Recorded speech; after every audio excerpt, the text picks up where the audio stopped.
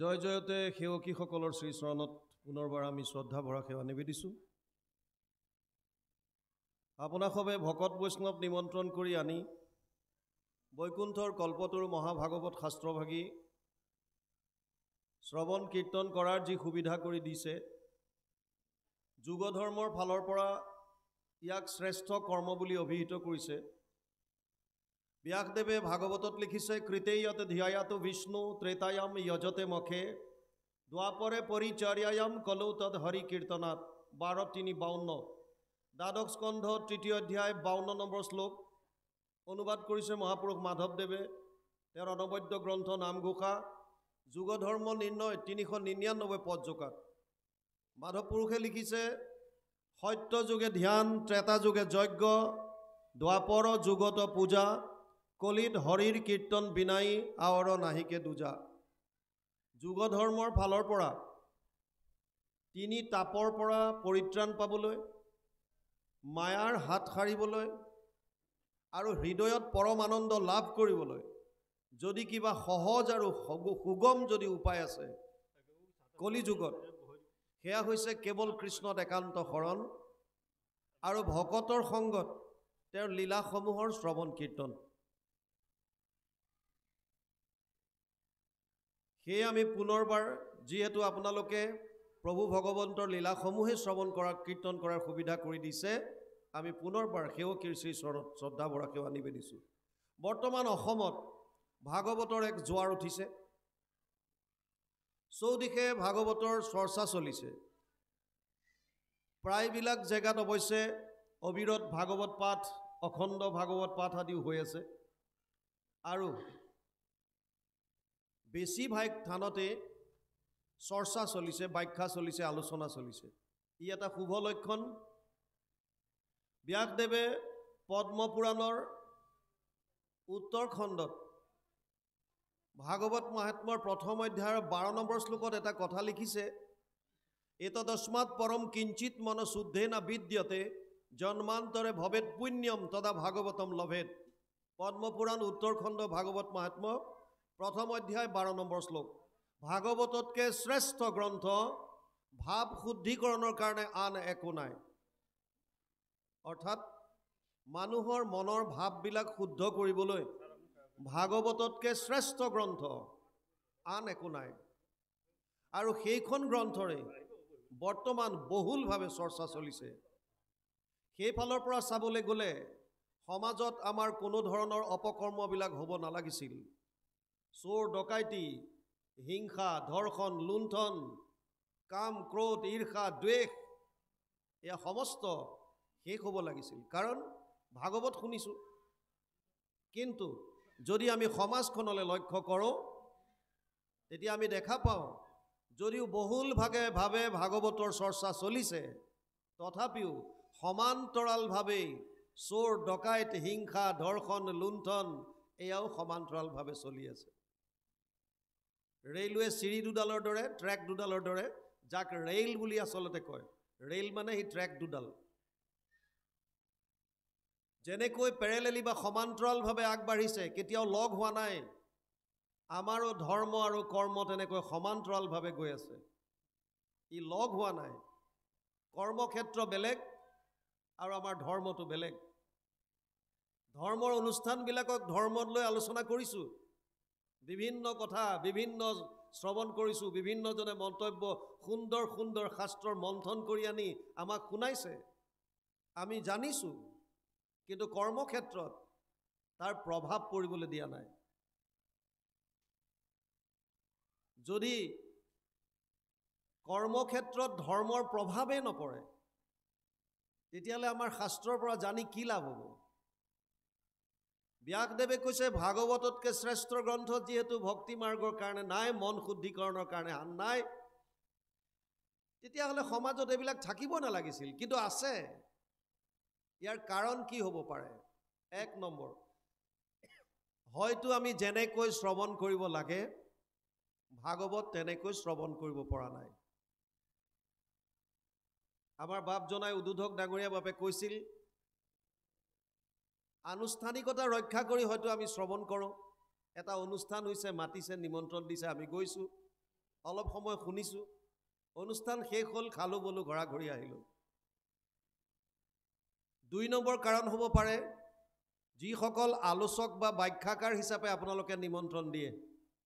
আমি নিজকে ব্যাখ্যাকাৰ বুলি নাভাবোঁ, আলোচক বুলি আপোনালোকে ভাবিব পাৰে, আলোচনা কৰোঁ জাষ্ট। আমি হয়তো ভাগৱতৰ তত্ত্বসমূহ শ্ৰোতাৰ হৃদয় স্পৰ্শ কৰি সুমুৱাই দিয়াত বিফল হৈছোঁ। 3 নম্বৰ কাৰণ হ'ব পাৰে, যদিও ভাগৱতৰ ইমান বহুল প্ৰচাৰ হৈছে, এতিয়াও হয়তো এটা চামে নিজকে ভাগৱত শ্ৰৱণ কৰাৰ পৰা আঁতৰত ৰাখিছে। আৰু 4ৰ্থ কাৰণ হ'ব পাৰে, শুনাটো শুনিছোঁ, বুজাটো বুজিছোঁ, কিন্তু মানিবলৈ ইচ্ছা নাই। দুৰ্যোধনৰ ৰাজসভালৈ ভগৱান কৃষ্ণ শান্তিদূত হৈ গৈছে। আৰু দুৰ্যোধনক কৈছে, দুৰ্যোধন মাত্ৰ 5খন গাঁও দিয়া, পঞ্চ পাণ্ডৱক মই বুজাম, মাত্ৰ 5খন গাঁও। এই যুদ্ধ নহয় তেতিয়া। দুৰ্যোধনে কৈছে, বেজীৰ আগত উঠা সমান মাটিকণো বিনা যুদ্ধে নিদিওঁ। ভগৱান কৃষ্ণই কৈছে, তই ধৰ্ম কি বুজি পাৱ নে নাই? দুৰ্যোধনে কৈছে, জানামি ধৰ্মম নাচামে প্ৰবৃত্তি। ধৰ্ম কি জানো মই, মানিবলৈ ইচ্ছা নাই। অধৰ্ম কি জাননে নাই? জানামি অধৰ্মম নাচামে নিবৃত্তি। অধৰ্ম কি সেইটো জানো মই, তাৰ পৰা ওলাই আহিবলৈ ইচ্ছা নাই। কেনাপি দেৱেনা হৃদিষ্ঠিতম যথা নিয়োজয়সি তথা কৰমি। মহাপুৰুষ মাধৱদেৱে এজোকা শ্লোকৰ সুন্দৰ অনুবাদ ঘোষাত কৰি থৈছে। ধৰ্মক জানোহ মই তথাপি প্ৰবৃত্তি নাই, অধৰ্মত নিবৃত্তি নহয়। হৃদিস্থিত হৈয়া তুমি যেন কৰা বাহা স্বামী, ঋষিকেশ কৰিব তেনেয়। জনাত জানিছোঁ, মানিবলৈ ইচ্ছা নাই। কোনে নাজানে ৰাতিপুৱা সোনকালে উঠিব লাগে, উঠো কিমানজন? কোনে নাজানে বেলেগৰ অন্যায় কৰিব নালাগে, নকৰাকে কিমানজন আছোঁ? জনাত জানিছোঁ, জনাখিনিও যদি আমি মানো, তেতিয়াও সমাজখন সুন্দৰ হৈ যাব।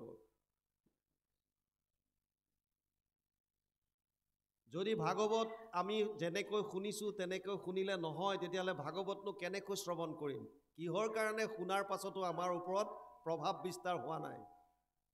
গীতাত অৰ্জুনক এটা সুন্দৰ ফৰ্মুলা দিছে। শ্ৰদ্ধাৱান লব্ধতে জ্ঞানম তৎপৰে সং যতেন্দ্ৰিয় জ্ঞানম লব্ধোৱা পৰম শান্তিম অচিৰেণ অধিগচ্ছতি। 4ৰ্থ অধ্যায় 39 নম্বৰ শ্লোক গীতা। হে অৰ্জুন, যিসকল শ্ৰদ্ধাৱান তেওঁলোকেহে জ্ঞান লাভ কৰিব পাৰে। এটা শ্ৰেণীকোঠাত 100জন ছাত্ৰ ছাত্ৰী, একোটা বিষয় এজন শিক্ষক এবছৰ ধৰি পঢ়ায়। একেটা বিষয় এজন শিক্ষক একেখিনি সময়, কিন্তু তাৰ ভিতৰতো এই 100জনৰ ভিতৰত মুষ্টিমেয় কেইজনমানে 90ৰ ওপৰলৈ যাব পাৰে। তাৰ বহুখিনি 60ৰ পৰা হয়তো 90ৰ ভিতৰত আছে, তাৰ কিছুমানে ফেইলো কৰিছে। কাৰণবিলাক কি? শ্ৰদ্ধা শিক্ষকৰ প্ৰতি, শিক্ষানুষ্ঠানটোৰ প্ৰতি, বিষয়টোৰ প্ৰতি শ্ৰদ্ধা আছেনে নাই? নহ'লে জাষ্ট কৈ গৈছে তেওঁ, আমাৰ মনেই নাই তাত, শুনিবলৈ ইচ্ছা নাই। জাষ্ট নীতি কৰিছোঁ, আমি নিয়মত গুৰুত্ব দিছোঁ, নিয়মটোত গুৰুত্ব দিছোঁ যে এইটো কৰিলে হ'ব, ইন্দ্ৰিয়ৰ দ্বাৰা কৰ্মখিনি কৰিছোঁ। এইটো কৰ্মকাণ্ডৰ বাহিৰে আন একো নহয়। কৰ্মকাণ্ড মূল বস্তুটো কি? যিবিলাক ইন্দ্ৰিয় প্ৰধান, ইন্দ্ৰিয়ৰ দ্বাৰা কৰে, তাত ভাৱৰ বেছি তাক এণ্টেংগল নাই। য'ত ভাৱৰ কোনো কথাই নাই, সেইটো হৈছে কৰ্ম। কৰ্মেন্দ্ৰিয় কৰ্মকাণ্ডবিলাকত তাত ভাৱৰ বিশেষ প্ৰাধান্যতা নাই। কিন্তু ভক্তি মাৰ্গত মূল হৈছে ভাৱ। ভাৱতেই যদি শুদ্ধতা নাই, তেতিয়াহ'লে ভক্তি কেনেকৈ হ'ব? আৰু ভাৱৰ শুদ্ধতাৰ কাৰণে ভাগৱত শ্ৰৱণ কৰিব লাগিব। শ্ৰৱণ কৰিবৰ কাৰণে ভাগৱতৰ প্ৰতি শ্ৰদ্ধা লাগিব। আৰু শ্ৰদ্ধা কেতিয়া আহিব? যেতিয়া ভাগৱতৰ মাহাত্ম্য গম পাম। কি আছে ভাগৱতত? অসংখ্য গ্ৰন্থ আছে, তাৰ ভিতৰত ভাগৱত ভাগ কিয়? আপোনালোকে সংসাৰত জীৱনত বহু মানুহ লগ পাইছে, কেতিয়াবা কোনো এজন ব্যক্তিৰ প্ৰতি আপোনালোকৰ মূৰ দোঁ খাই যায়। কিয়? যেতিয়া আপোনালোকে তেওঁৰ মহিমা গম পায়, গুণ গৰিমা গম পায়, এওঁ এজন বিশেষ ব্যক্তি, এওঁৰ ভিতৰত এইখিনি গুণ আছে। উদাহৰণ লৈ বুজক। এখন ট্ৰেইনত এটা পৰিয়ালে যাত্ৰা কৰিছে। গিৰিয়েক ঘৈণীয়েক আৰু ল'ৰা ছোৱালী দুটা AC 2 টায়াৰ ৰিজাৰ্ভেশ্যন কৰিছে ওপৰত দুটা বাৰ্থ তলত দুটা বাৰ্থ সাইডৰ দুটা বাদ দিলো 4টা টিকেট তেওঁলোকে কৰিছে আমাৰ এটা স্বভাৱ আছে যদি আমাৰ টিকেট কনফাৰ্ম হয় আমি ভাবো যে আমাৰ যাতে সিটত আহি বেলেগে ডিস্টাৰ্ব নকৰক এইকাৰণে ওপৰত বেগ কিটা পাতলকৈ দুইফালে মেলি দিছে এফালে মাক বহিছে এফালে বাপেক আৰু ল'ৰা ছোৱালী দুটাক খুৱাই দিছে দীঘলকৈ উদ্দেশ্য এটাই আমাৰ সিটত বেলেগ মানুহ আহি নবহক ট্ৰেইন চলিবলৈ ধৰাৰ আগে আগে এজন মানুহে হাতত এটা ব্ৰিফকেছ লৈ আহিছে আৰু আহি পেলাই দেখিছে যে 7 বছৰ মানৰ সৰু ল'ৰা এটা মাকৰ কোলাত মূৰ দি পেলাই শুই আছে মানুহজনে ল'ৰাজনক কৈছে উপায় অকমান ভৰিকিটা কোচাই দিয়া মই 3-4টা মান ষ্টেচন যাম তাৰ পাছত মই নামি যাম মাক বাপেকে ল'ৰাটোৱে কিবা কৰিবলৈ নাপাওঁতে মাক বাপেকে নিজৰ পিতেকক কৈছে ভৰিমেল তাৰ মানে মানুহজনক ইনডাইৰেক্টলি বুজাই দিছে তই ইয়াত বহিব নোৱাৰ মানুহজন ভদ্ৰ গতিকে ব্ৰিফকেছটো লৈ থিয় হৈ আছে ট্ৰেইন চলা আৰম্ভ হৈছে এই কণমানি ল'ৰাটোৱে চিপছৰ পেকেট দুটামান কিনি নিছে ভাবিছে ট্ৰেইনত উঠিম চিপছ খাম কিন্তু মাকে খুৱাই দিলে আৰু সৰুৱে পাই এটা শিক্ষা দিছে যে শুই খাব নাপায় আমাৰ সমাজত বহুত নাপায় আছে আইসকলে বন্তি জ্বলাব নাপায় আইসকলে ভাগৱতৰ আসনত আহিব নাপায় আইসকলে গীতা পঢ়িব নাপায় বিভিন্ন নাপায় যিবিলাক নাপায় বিজ্ঞানসন্মত লজিক কোনো কাৰণ তাত নাই এইবিলাক বাদ দিয়ক অন্ধবিশ্বাস যিবিলাকত লজিকেল কিবা এটা বিজ্ঞানসন্মত কাৰণ আছে সেইবিলাক মানক কোনেও মানিবলৈ বাধা দিয়া নাই কিন্তু ব্লাইণ্ডলি নহয় অন্ধবিশ্বাস নহয় তাৰ কাৰণটো উলিয়াওক আমি গাড়ী চলাই ঘূৰি ফুৰোতে দেখা পাওঁ আমাৰ আগত বেলেগ গাড়ী থাকিলে আগেদি যদি মেকুৰী পাৰ হৈ যায় তেওঁলোকে গাড়ীখন ৰখায় বহুতে আৰু কিবা হাৱাতে পুৰঞ্চিন মাৰে থু থা কৰে তথাপিও সাহ নকৰে গাড়ী চলাবলৈ আমাক গ্লাছ খুলি আকৌ ইংগিত দিয়ে আগবাঢ়ক কিয় মেকুৰী পাৰ হৈ গ'ল কি হ'ব মেকুৰী পাৰ হ'লে আৰে যাত্ৰা ভংগ শেষ যদি মই গুচি যাওঁ মোৰ ইয়াতে খতমে হৈ যাম কিজনী আৰু গুৰুজনাই কীৰ্তনত লিখিছে সমস্ত ভূতত ব্যাপী আছো মই হৰি হবাকো মানিবা তুমি বিষ্ণু বুদ্ধি কৰি সমস্ত জীৱৰ শৰীৰত ভগৱান কৃষ্ণ বিৰাজমান হৈ আছে কুকুৰৰ শৃগাল গৰ্দত ভৰো আত্মা ৰাম জানিয়া সবাকো পৰি কৰিবা প্ৰণাম আমি পঢ়ি আছো কিন্তু কৰ্মক্ষেত্ৰত মেকুৰীটো পাৰ হৈ যোৱাৰ লগে লগে আমাৰ শেষ হজম হৈ গ'ল যাত্ৰা শেষ এইটো অন্ধবিশ্বাস কিন্তু শুই খাব নাপায় ইয়াত অকণমান বিজ্ঞানসন্মত কাৰণ আছে আমাৰ যিডাল শ্বাস নলী আৰু যিডাল খাদ্য নলী এই দুডাল গৈ ইয়াত লগ হৈছে আমি খৰধৰকে কিবা যদি খাই দিওঁ শ্বাস নলীৰ ফাললৈ যদি অকণমানো যায় চৰচৰণি আহে কাহ আহে কেতিয়াবা পানী খালে হৈ যায় কেতিয়াবা কিবা খৰধৰকে অন্ন সিদ্ধমুঠি খাই দিলে হৈ যায় সেইকাৰণে কয় ধীৰে সুস্থিৰে খুব সুন্দৰভাৱে লাহে লাহে ভোজন কৰিবলৈ এই ল'ৰাটোৱে বহুত সময় ধৈৰ্য ধৰিলে তাৰ পাছত ভাবিলে যে মানুহটো লৰচৰ নোহোৱা হ'ল যেতিয়া উপায় নাই শুয়ে খাওঁ চিপছটো ফালি লৈ পেলাই দুটুকুৰামান খাওঁতে টুকুৰা এটা তাৰ শ্বাস নলীত লাগিল আৰু চৰচৰণি আহিবলৈ ধৰিলে কাহিবলৈ ধৰিলে ল'ৰাটোৰ আছিল হাঁপানী বেমাৰ এজমেটিক ট্ৰাবল যেতিয়াই কাহিবলৈ ধৰিলে চৰচৰণি আহিলে তাৰ শ্বাস নলী ফুলি গ'ল ঘেৰঘেৰণি আৰম্ভ হৈ গ'ল উশাহ নিশাহ ল'বলৈ কষ্ট পাইছে এয়াৰ কণ্ডিশ্যন কোচত ঘামি জামি অৱস্থা নাইকিয়া হৈ গ'ল টেম্পাৰেচাৰ বাঢ়ি গৈছে মাক বাপেকৰ এতিয়া চিন্তা হৈ গ'ল কি কৰিব দ্ৰুত গতিত ট্ৰেইন চলি আছে এই মানুহজনে সব চাই আছে শেষত তেওঁ নিজৰ VIP বেগটো ব্ৰিফকেছটো তলতে থলে খুলিলে আৰু ষ্টেথিস্কোপডাল লগাই ল'ৰাটোক চেকআপ কৰিলে চেকআপ কৰাৰ পাছত হাতত এটা বেজি দিলে বেজি দিয়াৰ 10 মিনিট মানৰ পাছতে ল'ৰাটো সুস্থ হৈছে উশাহ ল'ব পৰা হৈছে ভালকে এতিয়া মাক বাপেক দুইটাই নিজৰ পিতেকক কৈছে বোপাই ভৰি কোচা আৰু তেওঁক কৈছে আহক বহক কিয় 10 মিনিট আগতে দেখোন তোমালোকে সেই মানুহজন বহে বুলি ভাবিয়ে নিজৰ ল'ৰাটোক ভৰি মেলি দিবলৈ কৈছিলা 10 মিনিটৰ পাছতে দৃষ্টিকোণ কেনেকৈ সলনি হ'ল কাৰণ আগতে গম পোৱা নাছিল তেওঁ কোন 10 মিনিটৰ ভিতৰতে গম পাই গ'ল তেওঁ এজন ডাক্তৰ হ'ব পাৰে ডাক্তৰ আমাৰ কি আহে যায় কিন্তু এইজন ডাক্তৰে বিপদৰ সময়ত আমাৰ সন্তানটোৰ প্ৰাণ ৰক্ষা কৰিলে, গতিকে নিজৰ আসনত বহিবলৈ স্থান দিলে। ঠিক তেনেকৈ যেতিয়া আপোনালোকে কোনো এখন গ্ৰন্থৰ মাহাত্ম্য বা মহিমা গম পাব, আপোনাক হবেও সেই গ্ৰন্থখন হৃদয় আসনত স্থান দিব। আৰু যিখন গ্ৰন্থক হৃদয় আসনত এবাৰ স্থান দি আপোনালোকে শ্ৰৱণ কৰে, কীৰ্তন কৰে, তাৰ আপোনালোকৰ প্ৰভাৱ বহু বেলেগ ধৰণে আপোনালোকে পাব। ভাগৱতত এনেকুৱা কি মাহাত্ম্য আছে? ভাগৱতৰ মাহাত্ম্যৰ কাৰণে ব্যাসদেৱে 18খন পুৰাণৰ দ্বিতীয়খন ডাঙৰ পুৰাণ পদ্ম পুৰাণত লিখিছে। আটাইতকৈ ডাঙৰ পুৰাণখনৰ নাম হৈছে স্কন্ধ পুৰাণ, য'ত 81,100টা শ্লোক আছে। দ্বিতীয়খন ডাঙৰ পুৰাণ হৈছে পদ্ম পুৰাণ, য'ত 55,000 শ্লোক আছে। পদ্ম পুৰাণৰ শেষৰ খণ্ডটো উত্তৰ খণ্ড, তাত 6টা অধ্যায়ত ভাগৱত মাহাত্ম্য নাম দি ভাগৱতৰ মহিমা গাইছে। ব্যাসদেৱে কৈছে, যত্ৰ যত্ৰ ভাগৱতী বৰ্ত ভক্তি আদি কাম ব্ৰজেত কথা শব্দম সমকৰ্ণম তত্ৰিকম তৰুণয়েত। পদ্ম পুৰাণ উত্তৰ খণ্ড ভাগৱত মাহাত্ম্য 3য় অধ্যায় 9 নম্বৰ শ্লোক। য'ত য'ত ভাগৱতৰ কথা হয় তালৈ 3টা বস্তুৰ আগমন ঘটে: ভক্তি, জ্ঞান আৰু বৈৰাগ্য। আপোনালোকৰ হৃদয়ত ইতিমধ্যে 3টা বস্তুৱে স্থান ল'লে: ভক্তি, জ্ঞান আৰু বৈৰাগ্য। যিমান সময় ভাগৱত শ্ৰৱণ কৰিব, সিমান সময় আপোনালোকৰ হৃদয়ত ভক্তি বস্তু, জ্ঞান বস্তু আৰু সংসাৰৰ প্ৰতি বৈৰাগ্য ভাৱ তৰুণ হৈ গৈ থাকিব, বাঢ়ি গৈ থাকিব। কিন্তু ইয়াৰ পৰা ওলাই যোৱাৰ পাছত কোনে কিমান সময়লৈকে ভক্তি বস্তু হৃদয়ত তৰুণ কৰি ৰাখিব পাৰে, এয়া আপোনালোকৰ সুকীয়া সুকীয়া কথা। ব্যাসদেৱে কৈছে, কথা ভাগৱতস্যাপি নিত্যম ভৱতি যত গৃহে তৎগৃহম তীৰ্থৰূপম হি বাসতম পাপনাশনম। পদ্মপুৰাণ উত্তৰ খণ্ড ভাগৱত মাহাত্ম্য 3য় অধ্যায় 29 নম্বৰ শ্লোকত লিখিছে, ভাগৱতৰ কথা যিখন ঘৰত সদায় হয়, সেই ঘৰখন তীৰ্থক্ষেত্ৰলৈ ৰূপান্তৰিত হয়।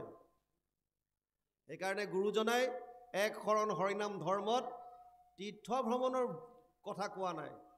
আপোনাৰ নিজৰ হৃদয়খন, নিজৰ ঘৰখন তীৰ্থক্ষেত্ৰলৈ ৰূপান্তৰিত কৰক। কেনেকৈ? কেৱল প্ৰভু ভগৱন্তৰ নাম গুণ উচ্চাৰণ কৰি।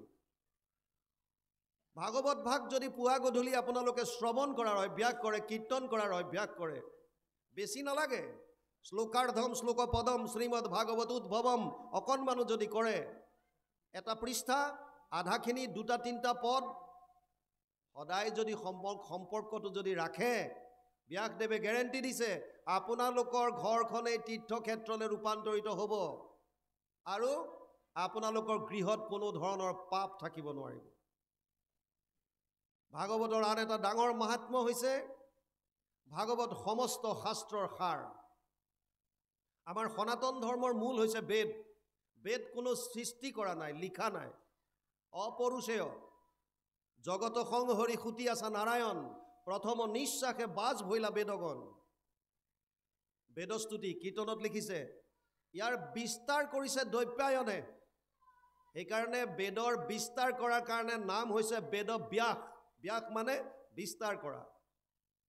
বেদব্যাস নাম পৰিছে সেইটো কাৰণে। 4খন বেদ কৰিলে, ঋক, সাম, যজুৰ, অথৰ্বৈক্য চতুৰ্বেদ ঊৰ্ধ্বতে ভাৰত পুৰাণম চ পঞ্চম বেদ উচ্যতে। 1:4:20 প্ৰথম স্কন্ধ 4ৰ্থ অধ্যায় 20 নম্বৰ শ্লোক ভাগৱত। ঋকবেদ, সামবেদ, যজুৰ্বেদ আৰু অথৰ্ববেদ 4খন যদিও বেদ, মহাভাৰত আৰু পুৰাণক পঞ্চম বেদ বুলি ঘোষণা কৰিছে। গতিকে ভাগৱত পঞ্চম বেদ। 1,00,000 শ্লোক আছে বেদত, 4টা ভাগ আছে ইয়াৰ। প্ৰথমটো অংশক কয় সংহিতা, য'ত মন্ত্ৰবিলাক ছন্দবদ্ধভাৱে লিখা আছে। এটা অংশ আছে ব্ৰাহ্মণ্য, য'ত গদ্য আকাৰে বিভিন্ন বিধি নিষেধৰ বিষয়ে লিখা আছে। এটা হৈছে আৰণ্যক, 4ৰ্থ অংশটো হৈছে বেদান্ত, যি বেদৰ সাৰ, যাক আমি উপনিষদ বুলি কওঁ। বেদৰ সাৰ মৰ্মখিনি আছে বেদান্তত, বেদৰ অন্তত। অজস্ৰ উপনিষদ আছে, তাৰ ভিতৰত 108খন প্ৰমুখ আৰু তাৰে 11খন জনপ্ৰিয়। বেদৰ সাৰ আছে বেদান্তত। যিজন ব্যাসদেৱে বেদৰ বিস্তাৰ কৰিছে, তেওঁৱে ভাগৱতত লিখিলে সৰ্ব বেদান্ত সাৰম হি শ্ৰী ভাগবতম ইষ্যতে য়ৈশ ৰসামৃত তৃপ্তৈশ নানৈন্যতৰতি ক্বচিত 12, 13, 15 দ্বাদশ স্কন্ধ ত্ৰয়োদশ অধ্যায় 15 নম্বৰ শ্লোক ভাগৱত অনুবাদ কৰিছে মহাপুৰুষ মাধৱদেৱে ঘোষাত 18 নম্বৰ পদজোকা সমস্ত বেদান্ত সাৰ মহাভাগৱত শাস্ত্ৰ ইহাৰ অমৃত ৰস পায় পৰম সন্তোষে পান কৰিলে যিজনে তাৰ অন্যত্ৰ ৰসত ৰতি নাই তাৰ মানে বেদ বেদান্তৰ সাৰ হৈছে ভাগৱত আমাৰ দুখন মহাকাব্য আছে ৰামায়ণ মহাভাৰত আন এখন হৈছে গীতা গীতা মহাভাৰতৰ ভিতৰৰ বস্তু ভীষ্ম পৰ্বৰ 25 অধ্যায়ৰ পৰা 42 অধ্যায়লৈ 18টা অধ্যায় 700 শ্লোকৰ এই অংশটো সুকিয়াকে উলিয়াই আনিছে আৰু নাম দিছে শ্ৰীমদ ভগৱত গীতা ভাগৱত যদি অধ্যয়ন কৰে ভাগৱতত ৰামায়ণৰ কথাও পাব নৱম স্কন্ধ ৰাজবংশাৱলী মহাভাৰতৰ কথাও পাব প্ৰথম স্কন্ধৰ পৰা আৰম্ভ হৈছে আৰু গীতাৰ কথা ইয়াত আছে তত্ত্ববিলাক মাজে মাজে দি গৈছে গতিকে বেদ বেদান্ত ৰামায়ণ মহাভাৰত গীতা এই সমস্ত শাস্ত্ৰৰ সাৰ ভাগৱতৰ মাজত বিলীন হৈ আছে ভাগৱতক ভগৱান কৃষ্ণৰ বাংময় মূৰ্তি বুলি কোৱা হয় তেনেয়ম বাংময় মূৰ্তি প্ৰত্যক্ষ বৰ্ততে হৰি সেৱাত শ্ৰৱণাত পথত দৰ্শনাত পাপনাশিনী পদ্মপুৰাণ উত্তৰখণ্ড ভাগৱত মাহাত্ম্য 3য় অধ্যায় 62 নম্বৰ শ্লোক তাত লিখিছে ভাগৱত ভাগ প্ৰভু ভগৱন্তৰ বাংময় মূৰ্তি শব্দ আকাৰে বাণী উপৰে ইয়াত সব ভগৱান কৃষ্ণ বিলীন হৈ আছে আমাৰ কি লাভ হ'ব এতিয়া গুৰুজনাই মাধৱ পুৰুষকো কৈ গৈছিল শুনিও মাধৱ মোৰ থাকিবাৰ স্থান কীৰ্তন দশম মোৰ মূৰ্তিৰ সমান কীৰ্তন দশম পুথি থাকয় যথাত জানিবা মাধৱ মই থাকোঁ সাক্ষাৎ আকৌ মাধৱ পুৰুষকো কৈ গৈছে ঘোষা নামে শাস্ত্ৰখানি তুমিও কৰিবা ঘোষা ৰত্নাৱলী মাজে তুমিও থাকিবা তাৰ মানে কি ভাগৱতত ভগৱান কৃষ্ণ কীৰ্তন দশমত গুৰুজনা ঘোষা ৰত্নাৱলীত মাধৱ পুৰুষ আমাৰ কি লাভ হ'ব এতিয়া আমি যদি থপনাত থাপন কৰি চাকি বন্তি জ্বলাই যদি ধূপ ধুনাই দি থাকোঁ তাৰ পৰা লাভ হ'বনে নাই আমাক অধ্যয়ন কৰিবলৈ দিছে সেইকাৰণে তেওঁলোকে বহু কষ্ট অহোপুৰুষাৰ্থ কৰি আমি বুজিব পৰাকৈ সহজ সৰল ভাষাৰে অনুবাদ কৰি থৈ গৈছে বিভিন্ন শাস্ত্ৰ মন্থন কৰি তেওঁলোকে নিজত একোখন শাস্ত্ৰত লিখি থৈ গৈছে যিখিনি অনুবাদ কৰিব লাগে অনুবাদ কৰিছে যিখিনিত বিভিন্ন শাস্ত্ৰ আনি পেলাই সাৰখিনি দিব লাগে তেনেকৈ দিছে উদ্দেশ্য এটাই ভকতসকলে শ্ৰৱণ কৰক কীৰ্তন কৰক মথন কৰক কি লাভ হ'ব তেতিয়া কৃষ্ণময় শব্দ যেনিবা আছে আমাৰ লাভ কি আপোনাক যেতিয়া কোনোবাই কেতিয়াবা কয় বাপজনা আজি বৰ ধুনীয়া লাগিছে আপোনাক মনটো কেনেকুৱা লাগে আইগৰাকী কাপোৰযোৰ কিন্তু বৰ ধুনীয়া কিনিলে দেই ফূৰ্তি লাগি আহিল আৰু যদি বেয়াকে কয় তেতিয়া দুখ লাগে সাধাৰণ গ্ৰাম্য কথায়ো আমাক প্ৰভাৱিত কৰে তাৰ মানে এই শব্দবিলাক কৰ্ণপথে ভিতৰলৈ যোৱাৰ পাছত এটা ৰসায়নৰ সৃষ্টি হয় যদি আমাৰ অনুকূল হয় আমি বিচৰা ধৰণে যদি হয় তেতিয়া আমাৰ ভাল লাগে আৰু যদি আমি বিচৰা ধৰণৰ নহয় তেতিয়া আমাৰ বেয়া লাগে বা ক্ৰোধ উঠে যদি সাধাৰণ গ্ৰাম্য কথাই কৰ্ণপথে ভিতৰত গৈ আমাৰ ওপৰত ক্ৰিয়া কৰিব পাৰে আমাক প্ৰভাৱিত কৰিব পাৰে তেতিয়ালে কৃষ্ণময় শব্দবিলাকে কিয় নোৱাৰিব ভাগৱতৰ শব্দ যেতিয়া কৰ্ণপথে ভিতৰত যাব কি হয় মহাপুৰুষ মাধৱদেৱে ঘোষাত লিখি থৈ গৈছে কৰ্ণপথে ভকতৰ হিয়াত প্ৰৱেশী হৰি দুৰ্বাসনা হৰে সমস্তই জলৰ যতেক মল যেহেন শৰৎকালে স্বভাৱতে নিৰ্মল কৰয় আমি শ্ৰৱণ কৰিব লাগিব কেনেকৈ শ্ৰদ্ধা সহকাৰে যদি শ্ৰদ্ধা সহকাৰে শ্ৰৱণ কৰে বিশ্বাসৰ দ্বাৰা যদি শ্ৰৱণ কৰে তেতিয়াহ'লে আমাৰ ভিতৰত থকা মলিবিলাক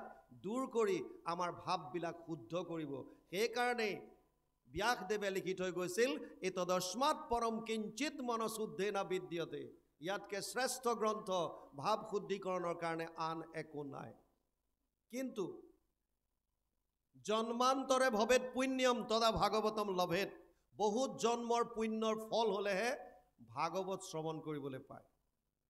আমি পুণ্যৱান, ভাগ্যৱান, সেইকাৰণে ভাগৱত শুনিবলৈ পাইছোঁ।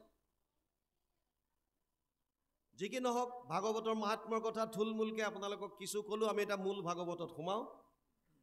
মূল ভাগৱত সংস্কৃতত আছে, 12টা স্কন্ধ, 335টা অধ্যায়, 18,000 শ্লোক, 5,96,000 শব্দ, 10টা লক্ষণ। অত্ৰ স্বৰ্গ বিসৰ্গস স্থানম পোষণম উতয় মনন্তৰ এশ অনুকথা নিৰোধ মুক্তি আশ্ৰয়। ভাগৱতত 10টা লক্ষণৰ কথা কৈছে। 3য় স্কন্ধৰ পৰা লক্ষণসমূহ আৰম্ভ হৈছে। আমাৰ উদ্বোধক ডাঙৰীয়াই কৈছিল প্ৰথম আৰু 2য় স্কন্ধ জাষ্ট উদ্বোধন, পাতনি হিচাপে। 3য়ৰ পৰা আৰম্ভ হৈছে মূল বস্তু। 3য়ত আছে সৰ্গ। সৰ্গ মানে সৃষ্টি, আদি সৃষ্টি। প্ৰলয়ৰ পাছত প্ৰভু ভগৱন্তই এই যে আমাৰ কোটি কোটি ব্ৰহ্মাণ্ড, যিবিলাক আমাৰ দৃষ্টিগোচৰ হৈছে বা যিখিনি আমাৰ অগোচৰ হৈও আছে, কেনেকৈ সৃজন কৰিলে তাৰ বিষয়ে জানিবলৈ 3য় স্কন্ধ সৰ্গ লক্ষণ নাম দি বৰ্ণনা কৰিছে। 4ৰ্থ স্কন্ধ বিসৰ্গ। কোটি কোটি ব্ৰহ্মাণ্ডত যত যিমান জীৱ আছে, ইয়াৰ বিকাশ কেনেকৈ ঘটিছে, বিস্তাৰ কেনেকৈ হৈছে ব্ৰহ্মা আদিৰ দ্বাৰা, সেকেণ্ডেৰী সৃষ্টিৰ কথা বুজাবলৈ বিসৰ্গ নাম দি সুন্দৰভাৱে 4ৰ্থ স্কন্ধত বৰ্ণনা কৰিছে। 5ম স্কন্ধ লক্ষণ হৈছে স্থান, ভূগোল আৰু খগোল। খগোল মানে গ্ৰহ নক্ষত্ৰৰ বিষয়ে যদি জানিবলৈ ইচ্ছা যায় 5ম স্কন্ধ অধ্যয়ন কৰিব লাগিব। 6ষ্ঠ স্কন্ধ লক্ষণ হৈছে পোষণ। প্ৰভু ভগৱন্তই জীৱবিলাকক কেনেকৈ পোষণ কৰে তাৰ বিষয়ে জানিবলৈ অজামিল উপাখ্যান, বৃত্তাসুৰ বধ, চিত্ৰকেতু উপাখ্যান, বিভিন্ন আখ্যান উপাখ্যানৰ দ্বাৰা বৰ্ণনা কৰিছে। 7ম স্কন্ধ লক্ষণ হৈছে উতি। উতি মানে বাসনা। আমাৰ 3 ধৰণৰ বাসনা আছে, দৈবিক বাসনা, আসুৰিক বাসনা আৰু মানৱীয় বাসনা। মহন্তৰ কৃপাত, ভকতৰ আশীৰ্বাদত দৈবিক বাসনাৰ উৎপত্তি হয়। তাৰ কথা বুজাবৰ কাৰণে প্ৰহ্লাদৰ চৰিত্ৰ আনিছে। মহন্তৰ কোপত, ভকতৰ কোপত আসুৰিক বাসনাৰ সৃষ্টি হয়। এই কথাষাৰ বুজাবৰ কাৰণে হিৰণ্যকশিপু আৰু হিৰণ্যক্ষৰ কাহিনী আনিছে।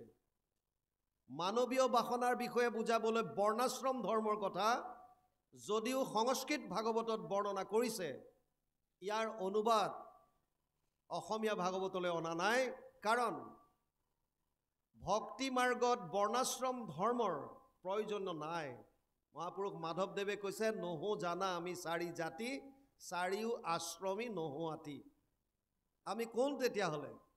দাসৰো দাস, টানত দাসৱ হৈলোঁ আমি। আমাৰ এটাই জাতি, আমি হৈছোঁ দাস আৰু তুমি আমাৰ স্বামী। সেইকাৰণে ভকতৰ মাজত কেতিয়াও উচ্চ নীচ, জাতিভেদ, ধনী দুখীয়া এইবিলাক ভেদ থাকিব নালাগে। আমি সকলো এক। আমাৰ স্বামী এজন, আমি তেওঁৰে দাস, গতিকে আমাৰ মাজত কি ভেদ?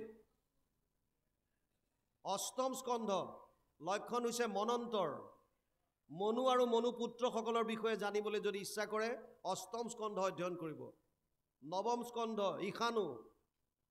সূৰ্যবংশ, চন্দ্ৰবংশৰ ৰজা মহাৰাজাবিলাকৰ বিষয়ে জানিবৰ কাৰণে 9ম স্কন্ধ আপোনালোকে অধ্যয়ন কৰিব লাগিব।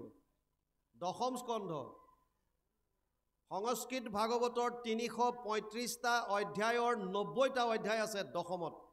আটাইতকৈ ডাঙৰ নিৰোধ। প্ৰলয়ৰ সময়ত সমস্ত জগত, সমস্ত জীৱৰাশি প্ৰভু ভগৱন্তৰ উদৰত অৱৰুদ্ধ হৈ থাকে। 10ম স্কন্ধত প্ৰভু ভগৱানৰ দ্বাপৰত কৃষ্ণৰূপে অৱতাৰৰ পৰা বিভিন্ন লীলা বৰ্ণনা হৈছে। ইয়াক 3টা ভাগত ভাগ কৰিছে, আদিছোৱা, মধ্যছোৱা, শেষছোৱা। 11শ লক্ষণ হৈছে মুক্তি। জীৱক মুক্তি কিয় লাগে, কেনেকৈ পাব তাৰ বিষয়ে সুন্দৰভাৱে বৰ্ণনা আছে 11শ স্কন্ধত। নিমি নৱসিদ্ধ সংবাদ, কৃষ্ণ উদ্ধৱ সংবাদ, বৰ সুন্দৰ সুন্দৰ আখ্যানৰ দ্বাৰা তাত বুজাইছে। আৰু 12শ স্কন্ধ লক্ষণ হৈছে আশ্ৰয়। আশ্ৰয় মানে শৰণ। ভাগৱতত যদিও 10টা লক্ষণ বৰ্ণনা কৰিছে, মূল লক্ষ্য হৈছে এটা, সেইটো হৈছে আশ্ৰয়। শৰণ ক'ত ল'ব? আৰু এই 10ম লক্ষণটো শুদ্ধ ৰূপত বৰ্ণনা কৰিবৰ কাৰণেই বাকী 9টা লক্ষণ বৰ্ণনা কৰিছে। দশমৰ্থ বিশুদ্ধ্যাৰ্থম নবানিমিহ লক্ষণম বৰ্ণয়ন্তি মহাত্মান শ্ৰুতেনা অৰ্থেন চাঞ্জসা 2:10-2 দ্বিতীয় স্কন্ধ 10ম অধ্যায় 2 নম্বৰ শ্লোক ভাগৱত আগবাঢ়িছে। আৰম্ভ হৈছে নৈমিষাৰণ্যত 28,000 ঋষিমুনি যি 1000 বছৰ তপস্যা যজ্ঞ কৰিছিল। উদ্দেশ্য আছিল কলিযুগৰ মানুহে কেনেকৈ কল্যাণ সাধন কৰিব পাৰে। যজ্ঞ কৰোঁতে কৰোঁতে শৰীৰ ধোঁৱা বৰণীয়া হৈ গ'ল, তথাপিও তাৰ পৰা একো ফল নাপালে। সেইকাৰণে সুতমুনিক ব্যাখ্যাৰ আসনত বহুৱাই প্ৰশ্ন আগবঢ়াই দিছে আৰু প্ৰশ্নৰ উত্তৰ হিচাপে আমি ভাগৱত গ্ৰন্থভাগ পাইছোঁ। শৌনকৰ মূল প্ৰশ্ন তত্ৰ তত্ৰ অঞ্জসা আয়ুষ্মান ভৱতা ইয়ত বিনিশ্চিতম পুংসাম একান্তত শ্ৰেয় তৎ না সংশিতুম অৰ্হসি 1:1-9 প্ৰথম স্কন্ধ 1ম অধ্যায় 9 নম্বৰ শ্লোক ভাগৱত। শৌনকে কৈছে, হে সুতমুনি, কলিযুগৰ মানুহৰ পুংসাম একান্তত শ্ৰেয় আটাইতকৈ শ্ৰেষ্ঠ মাৰ্গটো কি, যাৰ দ্বাৰা পৰম গতি লাভ কৰিব, যাৰ দ্বাৰা হৃদয়ত পৰম আনন্দ লাভ কৰিব। কলিযুগৰ মানুহে কল্যাণ সাধনৰ কাৰণে শ্ৰেষ্ঠ মাৰ্গটো কি এইটো আমাক বুজাই দিয়া। কিন্তু শৌনকে প্ৰথমতে এটা খালি সাৱধানবাণী শুনাই দিছে, হে সুতমুনি, উত্তৰ যিটো দিবা তাৰ আগত মোৰ কিছুমান কথা শুনি লোৱা। তুমি কিয় শুনাইছে? যদি সুতমুনিয়ে কৈ দিয়ে যাৰ কল্যাণ সাধনৰ কাৰণে ইচ্ছা আছে তেওঁলোকে কলিযুগত 1000 বছৰ তপস্যা কৰক, কলিৰ মানুহে 1000 বছৰ তপস্যা কৰিব পাৰিবনে নাই?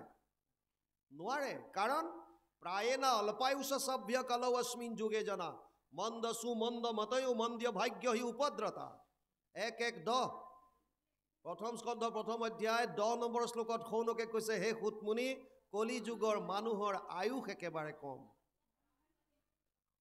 আয়ুসৰ ভিতৰত তাতে আকৌ বুদ্ধিহীন ভাগ্যহীন 8টা বস্তু কলিযুগৰ মানুহত হ্ৰাস পাব।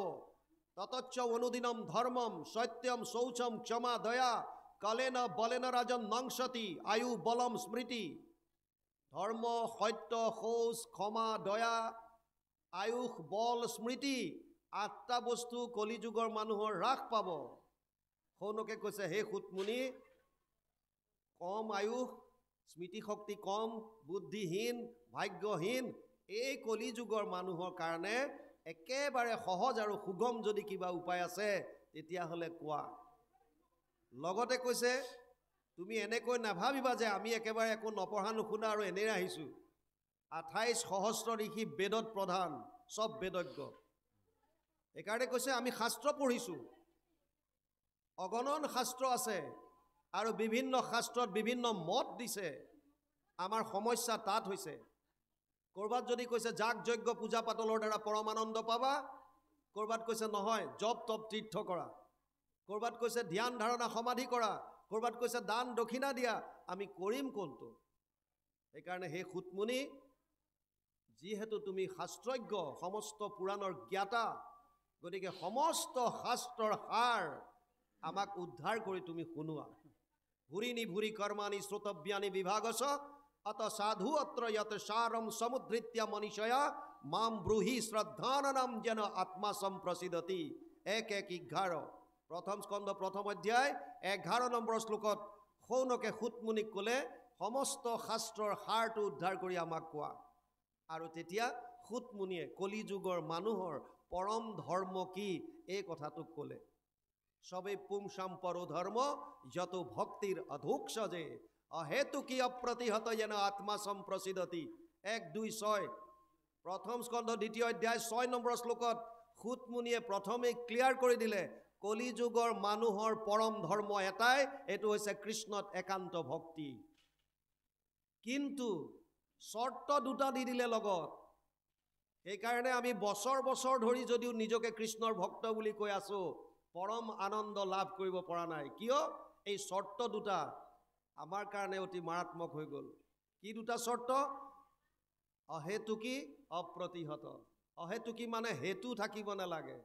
আমাৰ বাপজনে কৈছিলে 4 ধৰণৰ মানুহে ঈশ্বৰৰ ওচৰলৈ আহে।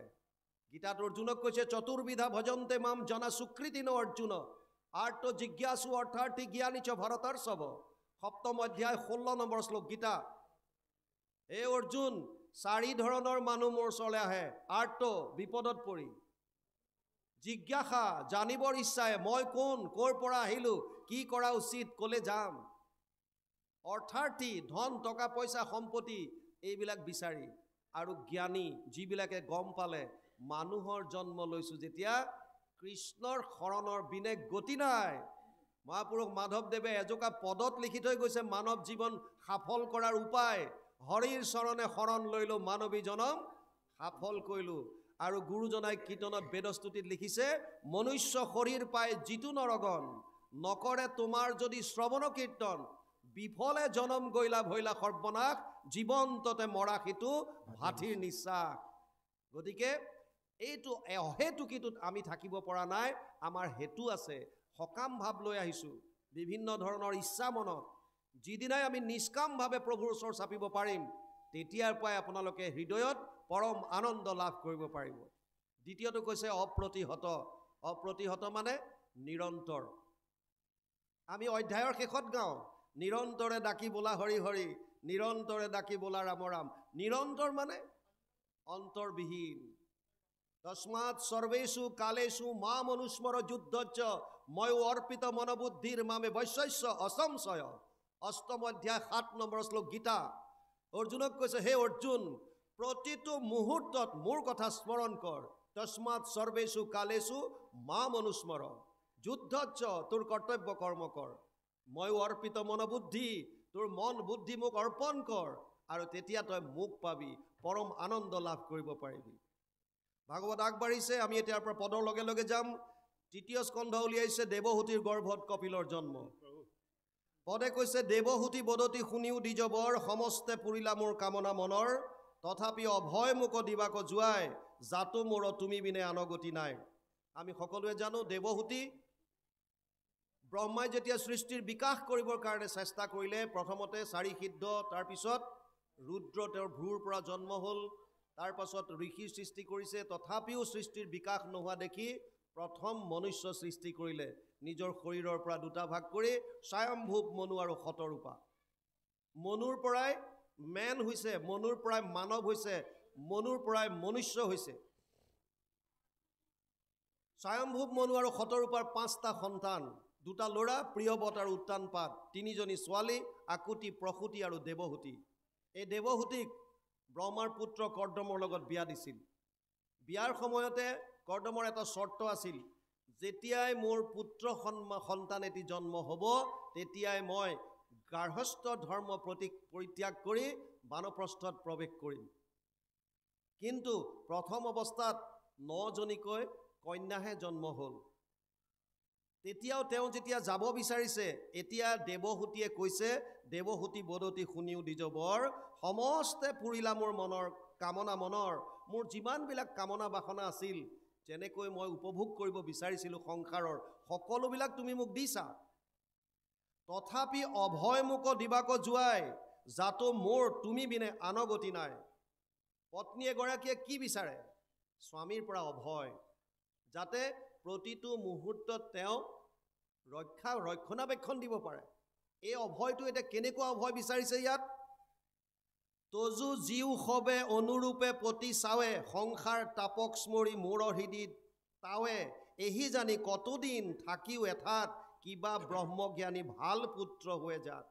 9জনী ছোৱালী ডাঙৰ হ'ল, তেওঁলোকৰ কাৰণে উপযুক্ত স্বামী বিয়া দিবৰ কাৰণে উপযুক্ত বয়স হৈছে, গতিকে দৰাৰ প্ৰয়োজন। আৰু লগতে যিহেতু তেওঁ আগতে কৈছিল, সেইকাৰণে কৈছে, কিজানি এজন ব্ৰহ্মজ্ঞানী পুত্ৰৰ জন্ম হয়, এইখন মোক তুমি কৃপা কৰা। পাছে কৰিও ক যেন মনে আছে ইচ্ছা, হৰি হৰি যত ভৈল ইটো সবে মিছা, তুমি হেন স্বামীক লোভিয়া এতদিন, ইন্দ্ৰিয়ৰ প্ৰীতি সাধি আয়ু কৈলো ক্ষীণ। পদৰ কথাবিলাক বুজি যাব। আমি গৃহ সংসাৰ কৰিছোঁ, ধন টকা পইচা অৰ্জন কৰিছোঁ, কিহৰ কাৰণে? মানুহক লাগে কি জীৱনত? চাওক, বৰ্তমান পৃথিৱীত 900 কোটিৰ ওপৰত মানুহ আছে। কাৰো লগত কাৰো মিল নাই, চবৰে বেলেগ বেলেগ মুখৰ আকৃতি, শৰীৰৰ আকৃতি চব বেলেগ। কাৰো লগত কাৰো মিল নাই। আনকি আচৰিত হ'ব আপোনালোকে, এই আঙুলিৰ ওচৰত থকা এই যে প্ৰিণ্টকেইটা, আঙুলিৰ চাপকেইটা, আমি য'ত ফিংগাৰ প্ৰিণ্টছ দিওঁ, এইকেইটাও কাৰো লগত কাৰো নিমিলে। ইমান বৈষম্যতাৰে ভৰা এইখন সংসাৰ, এটা বস্তুৰ কিন্তু মিল আছে, সেইটো হৈছে আমাক সকলোকে আনন্দ লাগে।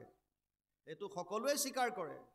আজি আপোনালোক ইয়ালৈ আহিছে আনন্দৰ কাৰণে, কোনোবা অহা নাই তেওঁলোকো আনন্দ বিচাৰি গৈছে, কোনোবাই নিজৰ দোকানত গৈ বহিছে আনন্দ বিচাৰি, কোনোবাই ক'ৰবাত ফুৰিবলৈ গৈছে আনন্দ বিচাৰি, কোনোবাই মেলা চাবলৈ গৈছে, কোনোবাই ক'ৰবাত গৈছে, আনন্দ লাগে, কেৱল আনন্দ।